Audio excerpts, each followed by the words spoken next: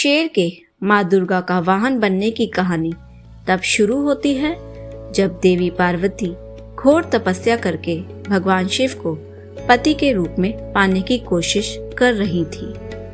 सालों तक तप करने के बाद माता पार्वती को भोले भंडारी अपनी पत्नी के रूप में अपना लेते हैं। इसी बीच तपस्या की वजह से माँ पार्वती का रंग काफी काला पड़ गया था।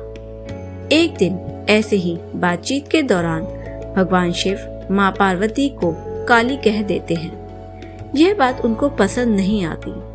वो नाराज होकर दोबारा तप करने के लिए चली जाती हैं। एक दिन बाद घूमते घूमते एक शेर घोर तप कर रही माँ पार्वती के पास पहुंचा। उन्हें खाने की इच्छा से वो वहां घूमता रहा।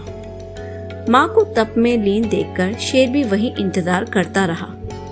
देवी का इंतजार करते करते सालों बीत गए। शेर माँ पार्वती के तेज की वजह से उनके पास नहीं पहुंच पाता था। कोशिश करता और असफलता हाथ लगने पर दोबारा लौटकर कोने में बैठ जाता। होते होते कई साल बीत गए।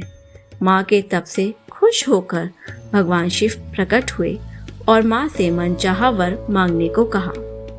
देवी पार्वती अपना गोरा रंग वापस चाहती थी। भगवान ने आशीर्वाद दिया और वो वहां से चले गए। वरदान मिलते ही माँ पार्वती नहाने के लिए चली गई। नहाते ही उनके शरीर से एक और देवी का जन्म हुआ जिनका नाम कौशिकी पड़ा। उनके शरीर से भी काला रंग निकल गया और माँ का रंग पहले की तरह ही साफ हो गया। इसी वजह से माता पार्वती का नाम माँ गौरी भी पड़ गया। नहाने के कुछ देर बाद माँ की नजर शेर पर पड़ी। शेर को देखते ही उन्होंने भगवान शिव को याद किया और शेर के लिए भी वरदान मांगा। माता पार्वती ने भगवान से कहा, हे नाथ, यह शेर सालों से मुझे भोजन के रूप में ग्रहण करने के लिए इंतजार कर रहा था। मेरे पूरे तप के दौरान यह यही था।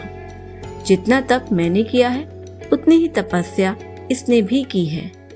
इसी वजह से अब वरदान के रूप में इस शेर को मेरी सवारी बना दीजिए।